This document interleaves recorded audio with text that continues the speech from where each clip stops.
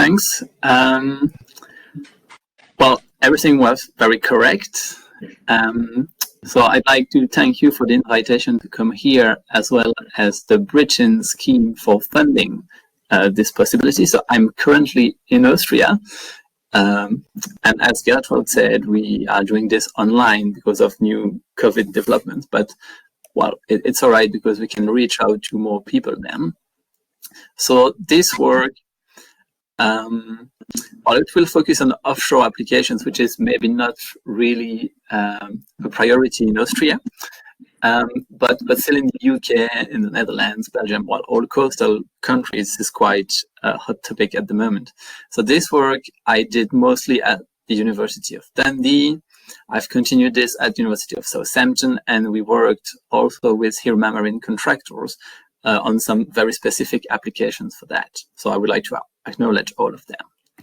So starting with the context, there is a need currently for the next generation of offshore foundations. So most of the time at the moment we are building monopiles, which are very big piles.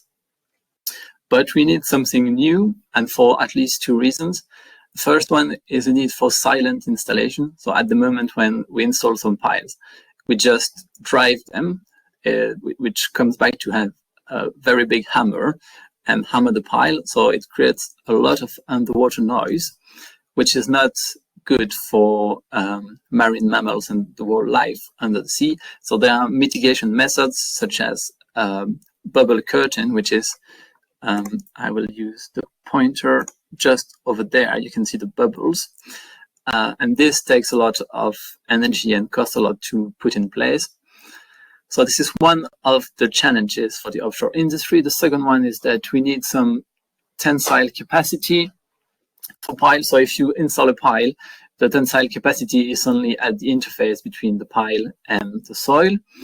And if you build some jacket foundations, such as here on the right, the bending moment due to the wind and wave on the turbine is transferred into a push and pull action. So you need some tensile resistance.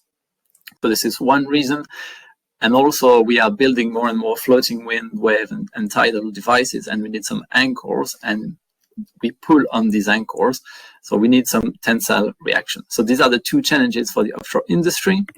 So why screw piles? So the screw piles are basically a steel shaft coupled with one or several helices. So in this presentation, I will just focus on single helix screw piles. And they meet those two challenges because the helix there provides some tensile resistance. When you pull on this anchor, there is the helix, and it's just like an embedded plate. So this provides some tensile resistance. And also, we install screw piles by applying some torque and force at the top. So you apply some torque there, and basically you screw this into the ground, and there is no hammering, no pile driving, so no underwater noise. And well, all started with the Marie Curie and also with some demands from Hirma. We want to install very big screw piles, and we want to optimize those screw piles. Optimizing, which means minimizing the installation requirements. So we want to minimize the torque and force we need to install them, but also we want to maximize the pile capacity. So this is what we want to do. But to do this, we need to understand the fundamental behavior of those screw piles. And this we will do by numerical modeling to understand the physical mechanisms. And also we'll do some experiments to validate those numerical modeling. And that will be the topic of the presentation. So the experiment will be geotechnical centrifuge modeling. So why do we do this? The very point here is that the soil behavior depends on the stress level. So a soil close to the surface at low stress level will be different from some soil behavior at certain depths. The only way to capture the real soil behavior is to do some tests at scale. But that is quite expensive if you want to install something in the field. So we want to do some model testing. So we want to use some smaller foundations, some smaller screw piles here. But if we do this, well, the stress level in the soil will be very small. So what we want to try to enforce is that the stress at the level of, for instance, the plate here the helix of the pile, we want that the stress into the soil will be representative of the stress at the prototype scale in the field. So one way is to use some heavier soil, but then it's not the same soil. And the other way to have the same stress level here is to increase the gravity in the ground. So we can use some smaller model and still get the same stress at a certain depth.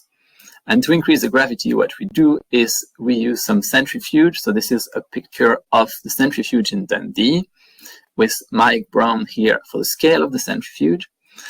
To give you an idea of the scale of the centrifuge, we have a basket. We create a sand sample there in the box, and then we will spin the centrifuge.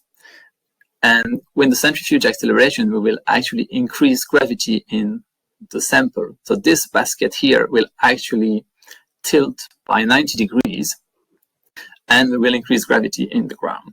So we can scale the soil strength and its stiffness as well.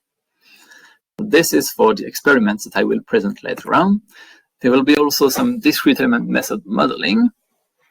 So how does this work?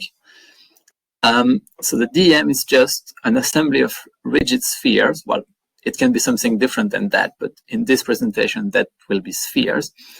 They are rigid, so they cannot deform, but they can interact through some contact model. So they can slide with respect to each other and move with respect to each other. So this is an example of a sample. We have loads of spheres here, and we have some rings that can expand and reduce to simulate the far field in the soil and apply some sort of constant radial stress in the far field.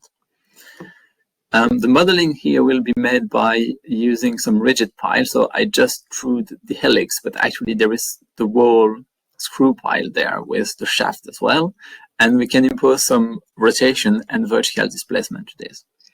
And the good point of the DEM is that we can model very large deformation. And this is fairly easy. It's just spheres moving. Just as an example, if you want to realize what DEM are, it's just like this pool full of plastic spheres with kids playing in them. It's just the idea of the DEM. So we have particles and you can move into them. The only thing is that if we want to model the real size of the particles, we would need some millions of them, and it is too expensive. So they are 10 times bigger than reality. And the parameters were calibrated independently against element tests. So we are pretty okay with the parameters. We are confident in them. So in the first part of the presentations, these are all the tests we have in the centrifuge that I will present to you. So there are 4 piles geometries. So this is a single helix geometry, one with a flat base here, and then 3 different geometries with a slant pile and different shaft diameters. What is important is that we install them in a displacement manner, so we control the displacement, the vertical displacement rate and the rotation rate. And we use some sand, some dry sand, and this is the HST95 sand. So these are all the different geometric or sand variables here. One very important concept is the advancement ratio. Oh yeah, well, I will explain you the advancement ratio first. So the advancement ratio here in red actually describes you some installation parameters. So this is the vertical displacement that you obtain for each rotation of the pile divided by the helix pitch, which is there. So I will explain you what this is on the next slide, I think. I can just say that we have also, well, here 2 numerical simulations. Only these 2 were simulated by DEM, because finally, once you have developed all the centrifuge kit, doing some DEM is longer than doing a centrifuge experiment. So here is an example of the advancement ratio.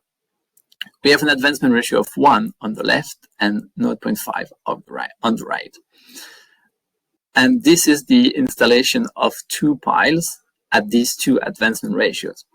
So we have in gray is the pile, which is rotating, and what you can see in blue on the screen is just all the successive positions of the pile.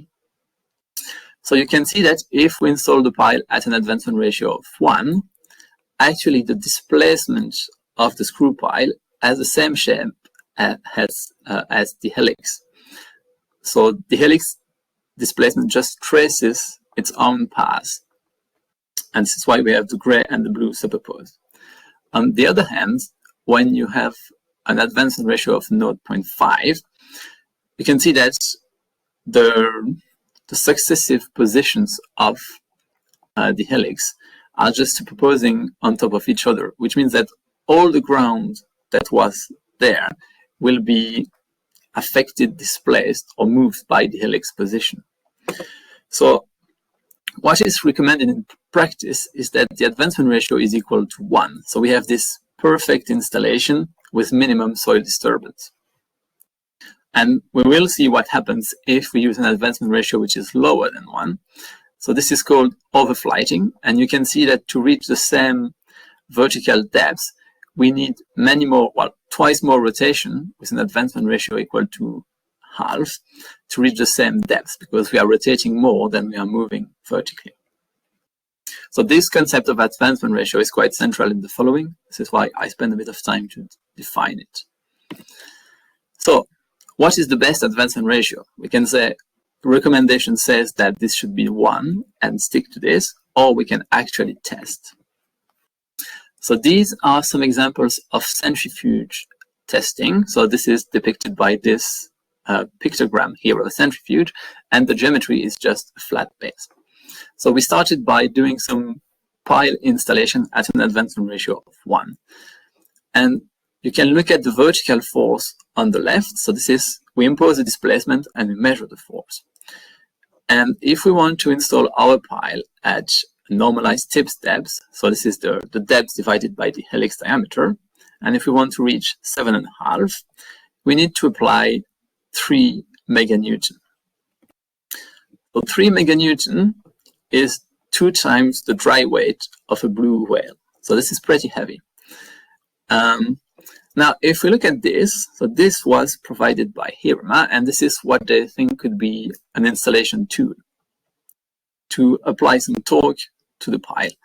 The problem is there is nothing here at the top that can provide 3 meganewton of reaction force to install the pile. And that would be quite something very, very heavy to have there.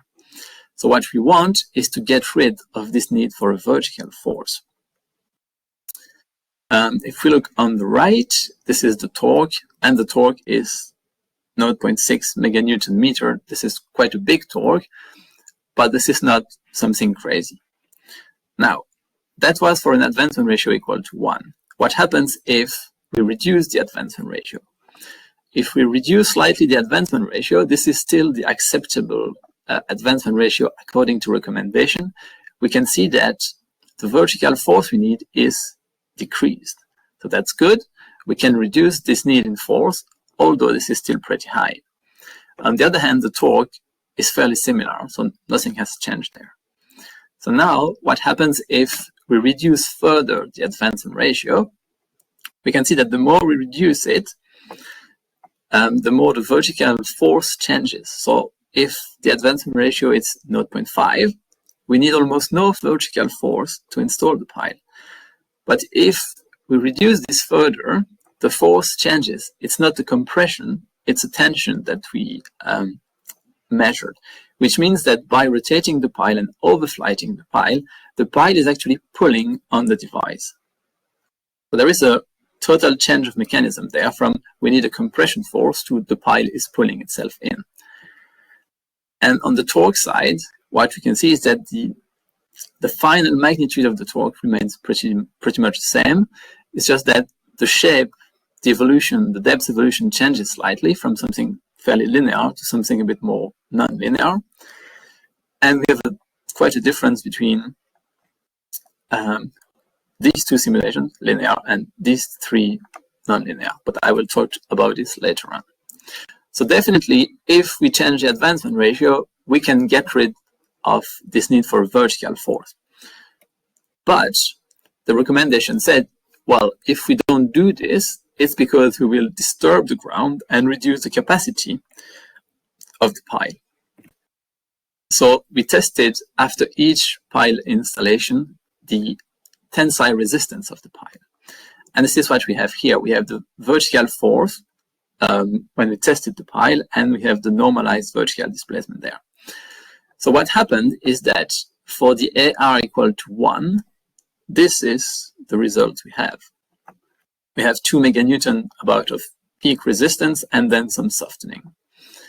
But then when the advancement ratio was reduced, actually we didn't observe a degradation of the resistance of the pile. We observed some actual increase in both strength, so the peak force, but also the initial stiffness there.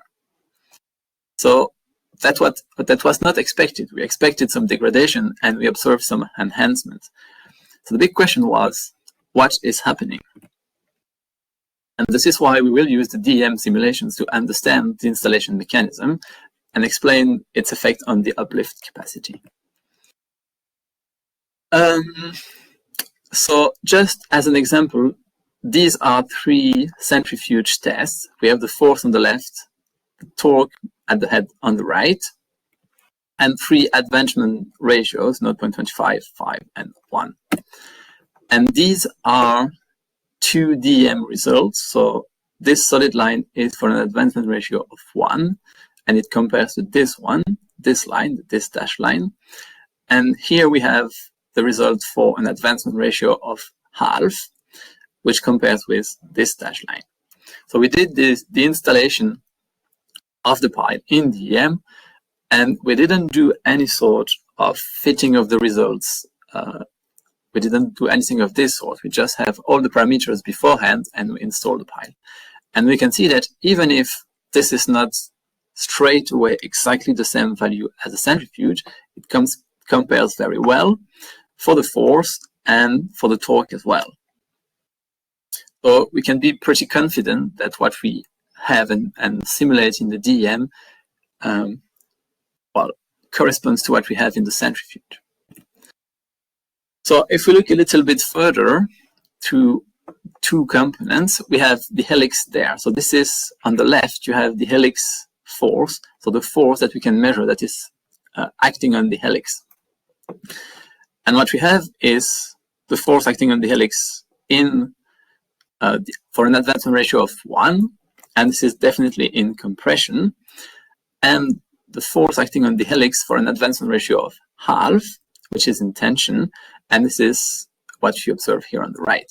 So the force in tension on the helix doesn't mean that the soil is pulling the helix. It just means that the pressure acting on the top of the helix is greater than the soil, the pressure of the soil acting on the helix at the bottom. And this is the opposite when the helix is in compression. So we have a different mechanism created by the helix there. This creates a different helix force. And if we look at the base force, we have also something fairly different. When the advancement ratio is equal to 1, we have a pretty big base force, which is 3 times bigger than the helix force, while for the advancement ratio of 0.5, we have a much reduced base force. And we can do the same thing for the torque.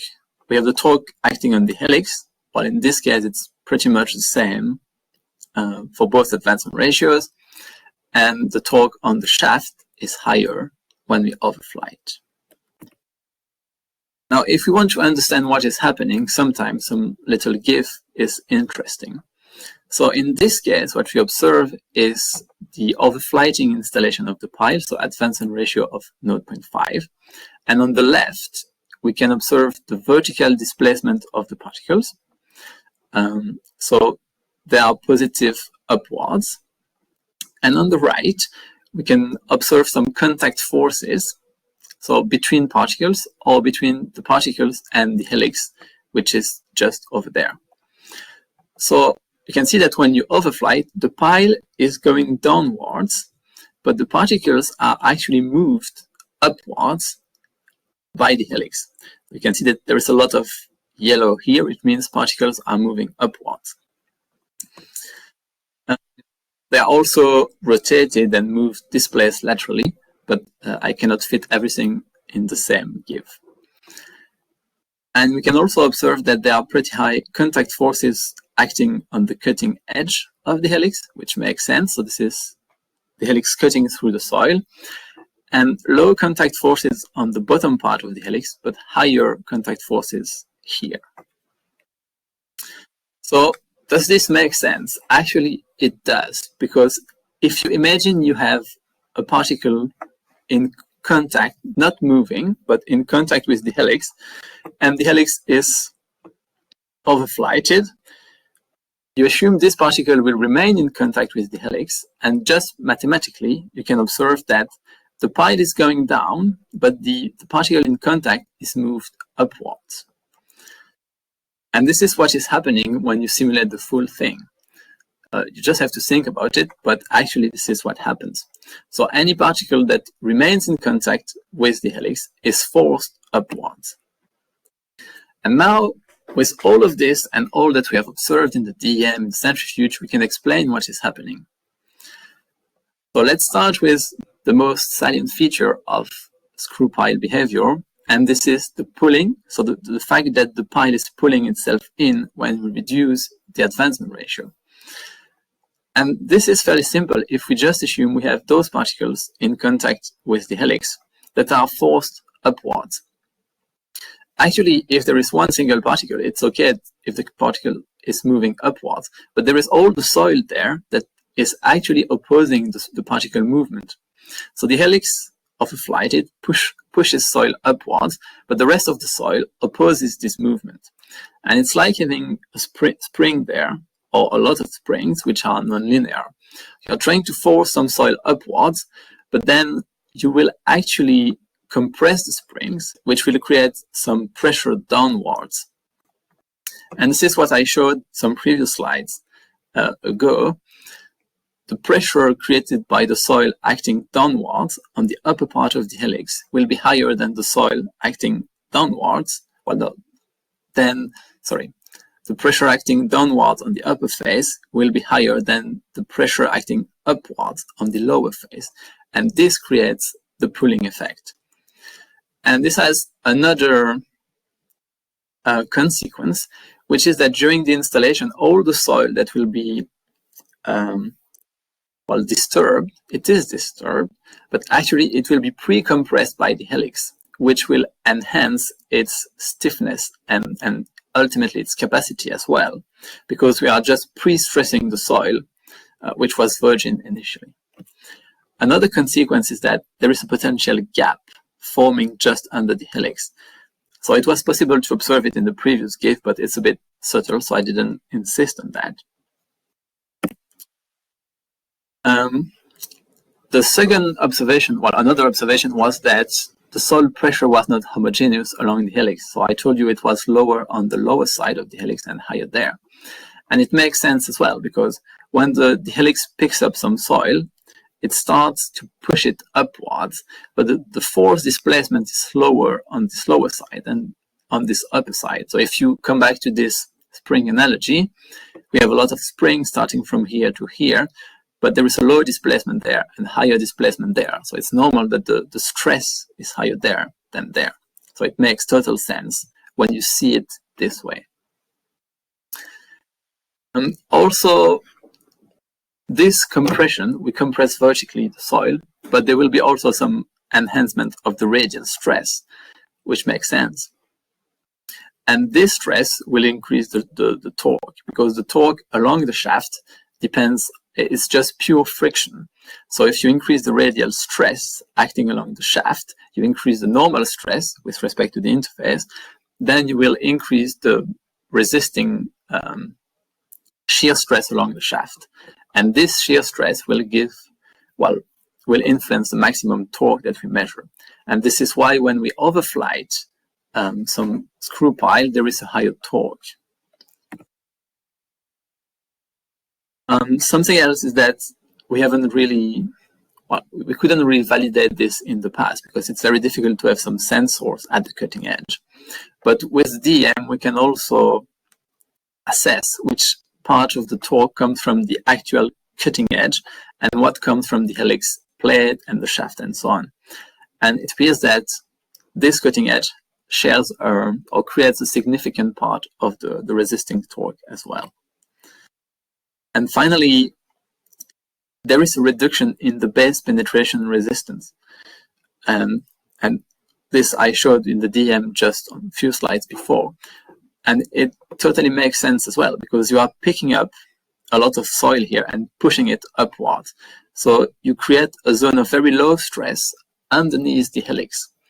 And so we have the penetration of the base here, which is in a very low confinement zone around the soil. So it's much easier to penetrate this central shaft if there is a low stress environment than if you are pushing on the soil. But I will show this again in a few slides. All right, so just by combining the centrifuge and DEM, we could have a look at all these different mechanisms. And then everything that was, well, that we didn't understand before just makes sense if you look at the physics of what is happening and try to identify some mechanisms. So we can do some additional observations as well. Thanks to the DEM, we can have a look at the radial stress. So as I said, if you start overflighting, you will get a higher radial stress along the shaft. So this is, at the end of the installation, in this figure, this is the radial stress that is acting on the shaft. Advancement ratio of 1 or advancement ratio of 0.5. And this is due to this continuous pre-stressing of the soil during installation. And also we can quantify the pressure inhomogeneity. So this is the vertical stress acting on the helix.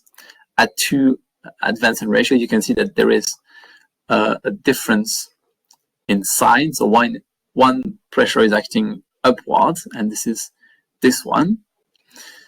And one pressure, well, the resulting pressure is acting downwards, and this is during overflighting. And this is important for design, because this means you don't necessarily need a constant thickness helix all along, but you need to reinforce it close to the upper part, and it can be thinner if you want close to the lower part. If we had considered an average pressure on the helix, well, you can actually under-design your helix and you can bend it plastically or destroy it during installation. And again, if we compare the torque contribution, the cutting edge torque contribution here in both cases, it accounts for 21% of the total helix torque if we overflight, but 72% of the helix torque if we install it in a pitch match manner. So again, this has some importance for design. Right, so that's all very cool. That's all very theoretical. We did some that's my introduction for the next part. This is just further tests. So we could explain everything with the DEM, but we did also some further tests. We modified the tip because it makes sense that you imagine if you try to penetrate something with a flat tip or something with a pointy tip, you can expect that this pointy tip will be easier to install. And actually, if you overflight your pile, it doesn't make any difference. Well, a slight difference, but not that big. So the vertical force is more or less the same. The torque is more or less the same. Where it makes a difference, this flat or asymmetric tip, is when you pitch match. So this is a perfect installation as recommended. So this is flat tip and pitch match manner. So the maximum is 5.3 meganewton. I don't know the equivalent in whale weight, but that's a lot. And you can observe that if you use a pointed tip here, you reduce by 2 the force you need, but this is still quite a big one. And for the torque, it changes a bit, but doesn't change that much. And the shape effects, we also changed the diameter of so the helix diameter was the same, but the shaft diameter was divided by yeah, something reduced and increased as well. So we have a pretty big shaft diameter or very small one, and this is the result in vertical force at the recommended advancement ratio of 1, and you can see that the vertical force changes a bit, but not that much, while the torque changes a lot. And if we overflight, we still have some small difference in vertical force, and the torque changes a lot again. And this makes total sense, because if you imagine where does the torque comes from when you have a shaft, it's just the shear stress acting on the shaft that creates the torque. So you are just installing your pile, and there is some resistance along the shaft. But obviously, if you change the shaft diameter, you change the lever arm. So the torque is just shear stress multiplied by lever arm, and if you increase it, you increase the lever arms or the diameter here, you increase the torque. If you reduce it, you reduce the torque. So it makes sense that there is a big effect on the torque. And also, we tend to do everything by splitting the helix behavior, the shaft behavior, the tip behavior, but they're all coupled. They are all interacting together. And so the helix constrains the soil movement.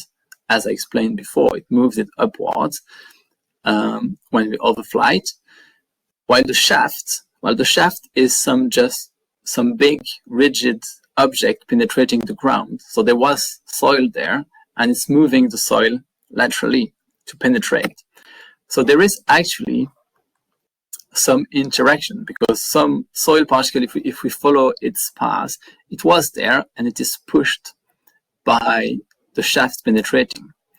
So if we overflight the soil, we are pushing soil upwards. So this particle can just go through there and be pushed upwards. On the other hand, if we are pushing too much the pile, the soil particles cannot be moved upwards. So the path they have to follow to escape is actually much longer. And actually there is this equilibrium between the volume of soil that the helix moves upward and the volume of soil that the shaft displaces laterally. And there is an AR, which is an AR critical, so the advancement ratio, which is critical, so that all the soil that is displaced here can go through the helix. And in this case, we can say we have this pulling effect. And on the other hand, if the AR is greater than the AR critical, the volume of soil that can be moved by the helix is lower than the volume of soil that is displaced by the pile. Yeah, and actually it's not just are we overflighting or are we not overflighting. So translated in number, is it greater or lower than 1? But what matters is it greater or lower than the critical AR that actually we can try to calculate, but it's a bit out of scope today. And depending for that, what happens is that if you manage to displace vertically all this volume of soil, you create a zone of very low confining stress under the pile tip, and which means that this pile can penetrate a soil that has a very low confining stress, and it's much easier. On the other hand, if all soil particles here struggle to be moved, then the helix actually confines the soil, and you create some high stress concentration under the pile, and it's much more difficult to penetrate this shaft. And this is why the base contribution is much higher in this case than in this case. So that's all good, that's all very nice, and we can look into the mechanism. But then the question is, and so what? How can we use this to actually help design? So one way of doing this is just picking all the centrifuge results and selecting all that are going into tension. And you can try to actually capture the helix contribution only. So you can try to correct the data to remove the shaft contribution. So this is all the helix behavior. You can calculate the slope and basically normalize and do a bit of math with them. But then you can calculate an empirical helix factor. And this gives you a sort of a pull-in potential for the helix as a function of a normalized advancement ratio there. And you can see that, well, this has to be improved, of course, but once you can calculate some critical advancement ratio, you can estimate the pulling potential of the helix. And this pulling potential gives you some thrust that you can use for further application. And this is why what I will show you now. How can we use all of this fundamental knowledge about screw piles to actually do something useful? And we are back to Hirama, which came to us with this type of concept. So I will just, this foundation is to be used, has the potential to be used to found some jacket structures, which need some push and pull. They work by push and pull, and so they need some tensile resistance. So there are several, this is the foundation, which has several parts. There is the upper shaft. The aim of the upper shaft is to provide some lateral resistance close to the surface, so where this is needed. We have the helix. The helix, as I showed previously, provides some tensile resistance, but it also helps installation. So there is this pulling effect I've just shown, and actually this helps the installation. The lower shaft here is smaller than the upper shaft because we don't need any lateral resistance close to the bottom of the pile. So we just reduce the diameter to reduce the torque. And since we have a big pile and a small pile, we need some transition piece there, and there are two of them. One of them is conical, and one of them has another helix that mimics actually this lower helix.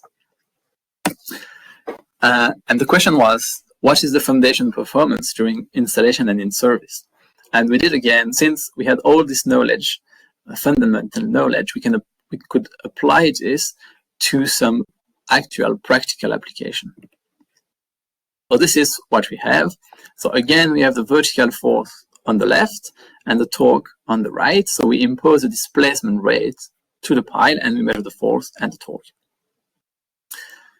We have in blue here, this is the conical transition piece, and this is overflighted. And in red, we have the internal helix, so this is the second geometry, and we have different advancement ratios there. So this is what we can measure, and the torque is a bit boring. It's non-linear, it increases, fair enough, but the force is much more interesting. So this is what we have. And this depth here is the depth at which the transition piece enters the ground. So the bigger part of the pile enters into the ground. So obviously, as we observed before, if we reduce the advancement ratio between 1 and 0.5, we actually reduce the vertical force. But we have a change in behavior there. So the pile, if we overfly, the pile pulls itself in, and then the upper part comes into the ground, and then we have a change of the trend.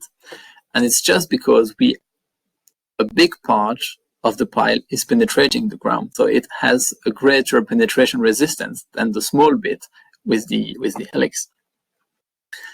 So what is happening there is that the helix creates some thrust, and this thrust is used to compensate the big the big penetration resistance of the upper part of the pile.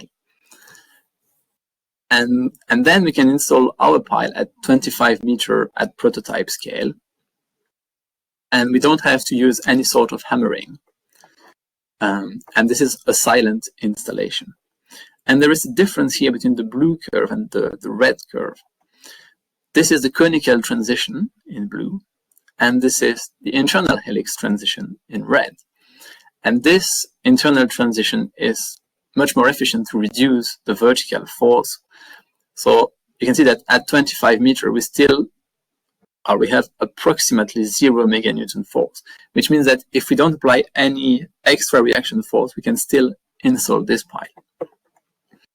And for the torque, they are more or less the same, although the conical one requires a slightly greater torque than the internal helix. So on the installation side, assuming we can provide 30 meganewton meter of torque, which is pretty big, but was still deemed feasible, then we don't need to add any reaction force to install our pile into the ground. So it works. Yeah. And on the loading side, we have a lot of data in this figure. The pile resistance, the axis is on the left, and what we must look at are these solid lines. So what I presented before was the tensile resistance of the piles, and we observed the same thing as previously when we start pulling our pile out of the ground. This is the advancement ratio of 1, so this is what is recommended by guidance, and it provides the lowest tensile resistance for the pile. If we reduce the advancement ratio, we increase this, and we seem to have a maximum there that is slightly reduced afterwards. So this is tension, and this is exactly the same as what we observed before. Interestingly, in compression, we have the opposite effect. If we reduce the advancement ratio, we reduce the compressive resistance. And this makes total sense because while installing, we have picked up some sand and moved it upwards. So while we reinforce the soil above the helix, we slightly reduce the properties and the soil stiffness and the stress confinement under the helix. So we have a lower compressive force. However, most of the time, what is critical in the design of this foundation is the tensile resistance, not the compressive one. And the compressive resistance is still almost twice the tension one. So it's not that critical if we reduce this. We also have in this figure the installation torque at the end, and we can see that there is a bit of change, but not that much change. Which means that by combining these these 3 pieces of information, compressive reaction, tensile reaction, and torque, we can actually optimize our expected advancement ratio so that we increase the tensile capacity and minimize the torque. Yep. And we also did some DEM simulation, although I won't show you everything again and again because it's basically the same thing as what I showed previously. But I just suppose in color here, we have the centrifuge results at 2 advancement ratio, and in black, we have the DEM results. So this is for the force on the left and for the torque on the right. And of course, it's not exactly the same, but you can see that we capture definitely pretty well the trend and the overall magnitude of both the force and the torque. And based on all of this, we can try to come up with some prediction method, but I won't go into the details with that. So, in conclusion, I think there are 2 main conclusions there. There is one about the screw piles, this is more the application, and we have shown that this can be used as a silent installation technique for offshore applications, and it is possible to reduce the installation requirements without degrading the capacity. So we can get rid of the huge reaction force. However, an adequate prediction method must include a lot of different things. The AR during installation, and this is not always measured, so and always predicted, so there is a lot of work to do. The soil density matters, the helix to shaft diameter matters, the tip shape matters, all of these things should be included.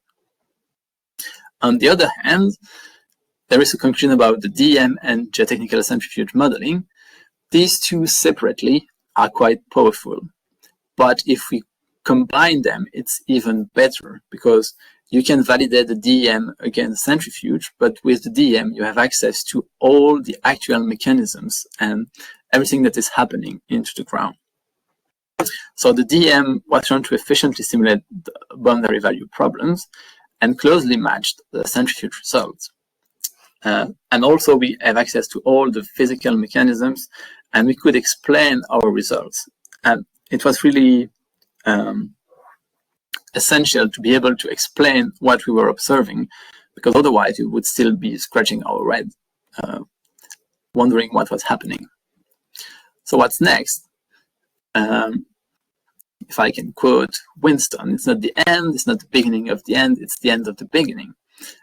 There are plenty of things to do. We have to improve the DEM to better capture the uplift capacity. I haven't shown any simulation of this because we still have to improve. The cyclic loading is quite important because there is a potential for ratcheting. So if you start pulling your helix, actually there is some gap forming, some soil coming from the side. So there is potential for vertical ratcheting, and if you pull it too much, well, it just moves out, the anchor just moves out of the ground. And there is a lot to do on the centrifuge as well to actually validate those results. And finally, there are some certification like the DNV that have to be convinced that these screw piles are actually working and we can install them. So yes, that's the end of the presentation. So thank you all for listening. If you need some references, well, most of the results that I presented today were published in all of these references. Thank you.